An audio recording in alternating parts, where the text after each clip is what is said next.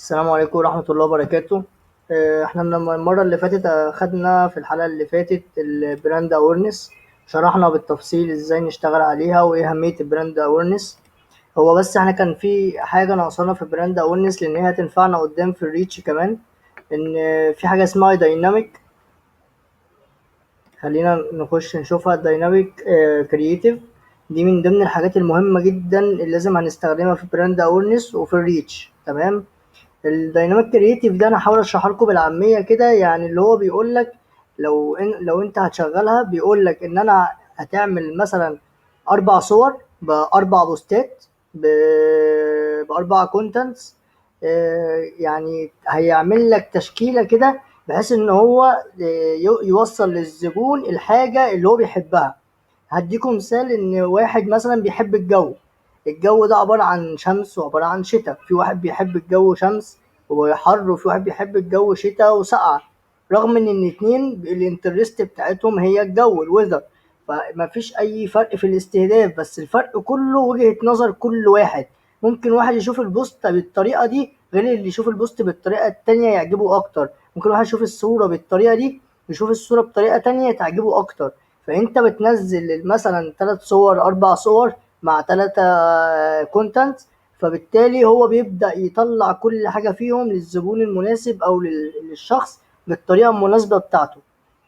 طيب لو انت شغلت الدايناميك كرييتيف تعال نشتغل اكنه اعلان عادي خالص، وتعال نرجع من الاول اكننا براند اورنس. مفيش اي مشكله.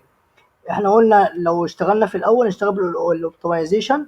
الديلي بادجت هنخليها مثلا 100 جنيه. تمام. قلنا لو عايز احدد وقت معين لازم باللايف تايم، الكلام ده احنا قلناه المره اللي فاتت. هندوس نيكست. تمام. احنا شغالين الوقت الدايناميك كرييتيف. الستارت ديت انا مش عايز احط اند ديت ولا الكلام ده كله، مش اي مشكله، ولا عايز احط سبند ليميت. دي اللي انا يعني لو حطيتها احط ديلي مينيمم اللي هو يصرف اقل حاجه في اليوم كذا، يعني ما يقلش عن كذا وما يكترش عن كذا، اللي هي دي السبند ليميت. طيب تعالى نشوف بقى الاستهداف بتاعنا. دلوقتي دي احنا قلنا عليها اللوك لايك والكاستم اودينس، دي حاجه متقدمه شويه، دي هنتكلم فيها قدام ان شاء الله. تعالى نتكلم دلوقتي اول حاجه عن الاستهداف. دلوقتي ان انا من اسكندريه. تمام. انا هحاول اعمل استهداف سريع كده لان انا عايز اتكلم في الديناميك كريتيف اكتر من ان انا اتكلم في الاستهداف. احنا هنمسكه حاجه حاجه ان شاء الله، نتكلم فيها بالتفصيل عشان خاطر اعرف افيدكم على قد ما اقدر. طيب دلوقتي احنا مثلا هنستهدف الكسندريا. حلو الكلام.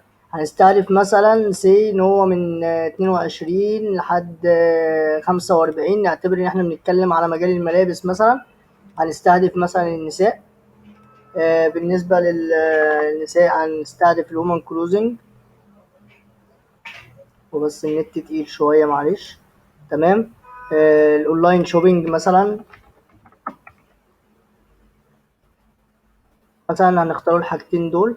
وشوف عايز تعمل سيف اودينس عشان تستخدمه بعد كده ماشي، مش عايز مفيش مشكلة. هنا دي بتختار اللانجوج، دي انا انصح ان انت تسيبها فاضية. تمام. دي اول بيبول برضو خليها فاضية. هنا احنا قلنا هنختار المانوال بليسمنتس ونخفي كله ما عدا النيوز فيد بتاعة الفيسبوك. دي اكتر طريقة انا بفضلها شخصيا. كل واحد وليه طريقته، يعني كل واحد او يوتيوبر او شخص بيشرح لك هيشرح لك بالطريقة اللي هو يفضلها من وجهة نظره. طيب دي هنسيبها. احنا قلنا مش هنغير فيها حاجة. الحاجات دي كلها الحاجة الوحيدة اللي ممكن نغير فيها ونلعب فيها، ودي من اهم الحاجات اللي قلنا عليها المرة اللي فاتت، الموبايل ديفايسز. اللي انا ممكن يبقى في عندي اندرويد والاي او اس لو انا عايز استهدف ناس من الطبقات العالية. عندك الايفونات والايبادز. ممكن ان انت تستهدف الناس اللي هي الطبقات العالية، مثلا تختار من 14. مثلا بتبيع عقارات، بتبيع حاجات عالية، بتبيع عربيات، الكلام ده كله بتبدأ انت تقدر تستهدفهم بسهولة. طيب تعالى بقى نخش الأهم نقطة في الموضوع كله. أنا خلينا أشتغل على الصفحة اللي هي خلينا أشتغل على صفحة. خليكم معايا ثانية أجمع بس أنا صفحة. خلينا على صفحة ماركس. طيب دلوقتي إحنا في طريق في حاجتين، يا إما الفورمات بتاعي يا إما سنجل ايمج أور فيديو يا إما كارجون. تمام. طيب دلوقتي إن أنا عايز أعمل كرييتيف لنفسي. انا عايز اعمل كرييتيف لنفسي. انا ممكن من السلكت ايمج ممكن اختار الصور اللي انا عايزها. عايز اختار فيديو من هنا برضو اقدر اختار فيديوهات، انا بس عشان مش محمل عندي على الصفحة الفيديوهات. عايز اعمل انا فيديو لنفسي برضو مفيش اي مشكلة، والفيس بيظبط لي الفيديو بطريقته والكلام ده كله. طيب تعالى نخش لأهم خطوة، ان انا ازاي بنزل كذا صورة وبنزل في نفس الوقت كذا كونتنت عشان يعني الاعلان يظهر للزبون بالطريقة المناسبة بالنسبة له. طيب لو احنا خلينا سيلكت مثلا ايمج واخترنا مثلا الصورتين دول، حلو الكلام، وكتبنا مثلا في الكونتنت الاولاني مثلا ان التيشيرت مثلا، نكتبه التيشيرت مثلا ب50 جنيه مثلا، او الترنج ايا كان زائد مصاريف الشحن. انا بدي مثال يا جماعه، طبعا احنا ما بنكتبش بالطريقه دي، بس انا بدي مثال ان البوست بتاعك هيبقى عباره عن كده. طب ده كده اول بوست انت عايزه يتم. طب تاني بوست بتدوس اد اوبشنز وبتبدا تكتب البوست التاني، يعني هتكتب مثلا آه الجو حر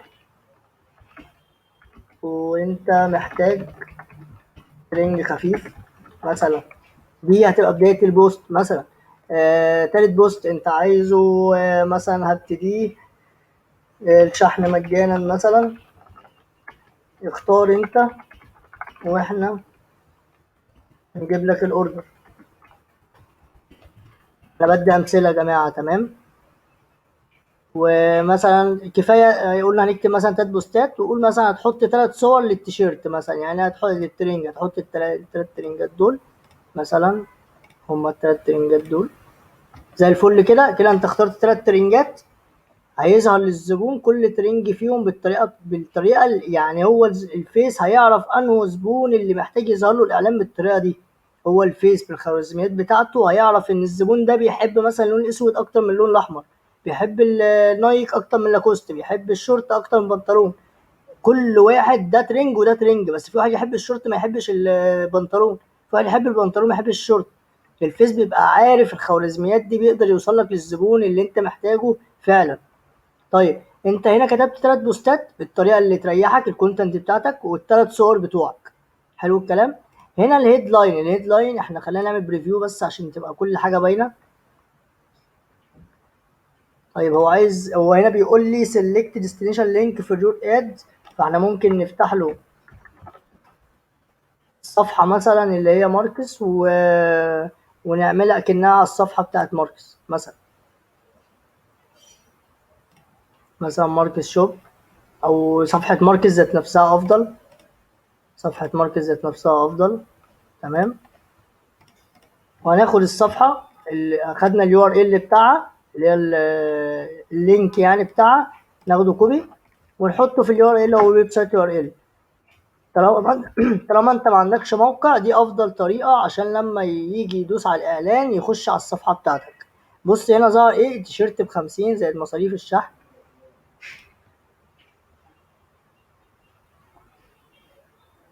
او بالطريقة دي يا جماعة، دي بريفيو،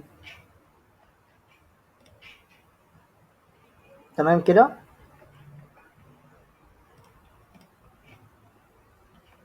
طيب الهيد لاين اللي هي الحته دي اللي شايفين كلمه ماركس دي، هي دي الهيد لاين. يعني لو احنا كتبنا ماركس شوب مثلا، وكتبنا اد اوبشن حاجه تانية ماركس بس، وكتبنا مثلا شوب اونلاين، هو بيختار انسب حاجه من الثلاثه بيطلعها للزبون اللي هو محتاجه، او الزبون اللي محتاج يشوف الحاجه دي عشان تجذب عينه او تجذب طريقه تفكيره ان هو يشتري المنتج. هو بيختار من كل حاجه انت بتحطها لحد ما بيركب البوست للزبون ان هو يشوف الحاجه اللي هو محتاجها. طيب بالنسبه للديسكريبشنز اللي هي الحته اللي تحت ماركت شوب دي على طول، يعني مثلا انت عايز تكتب عايز توضح السعر اكتر، مثلا تكتب ب50 جنيه مثلا. عايز مثلا تخليه ياخد باله من حته الشحن مجانا، وهكذا يا جماعة. الموضوع أسهل من السهولة، مفيهوش أي مشكلة. عايز تكتب بدل ب50 دي تكتب الترنج ب50، مفيش أي مشكلة. عايز تزود واحدة كمان زود واحدة كمان، مفيش أي مشكلة. أهم حاجة في الويب سايت يو ار ال ده، لو أنت ما عندكش موقع حط اللينك بتاع الفيسبوك بتاعك أنت. بس بعد كده بتختار الكول تو اكشن بتاعك اللي هو لسن ناو او ابلاي ناو او بوك ناو او كونتاكت اس داونلود. طبعا داونلود دي لو انت بتعمل الابلكيشن ده، ما ده مش ابلكيشن، انت مثلا بتبيع ملابس فخليها بوك ناو مثلا، او كونتاكت اس ان هو يتواصل معاك. بس بعد كده بتخلص الكلام ده كله بتدوس ببلش والاعلان بيشتغل على كده. ما فيهوش اي مشكله يا جماعه. الدايناميك كرييتيف جميله جدا ومتطوره جدا، وعلى فكره هي جديده في الفيسبوك. بتخلي يعني الزبون يوصل له الحاجه بالطريقه اللي هو بيحبها. يعني انا بحب الحاجه بالطريقه دي، هتخليك تشتري الترنج اسرع او هشتري المنتج ده اسرع. فهو الفيسبوك الخوارزميات بتاعته بتبدأ تعرف كل واحد بيفكر ازاي، ده من خلال ايه، ده من خلال اللايكس بتاعته، من خلال المحادثات بتاعته مع اصدقائه، بيحب اللون ايه اكتر من لون ايه، بيحب الحر اكتر من السقعة، بيحب ايه. فاهمني؟ بيبقى الموضوع كده. طيب لو انا قفلت دايناميك كرييتيف، انت بتنزل بوست واحد بس. لو انا قفلت دي كده كل اللي احنا عملناه ده هيروح، وهتنزل بوست واحد بس عادي جدا خالص زي ما عملنا امبارح. بتنزل بوست واحد.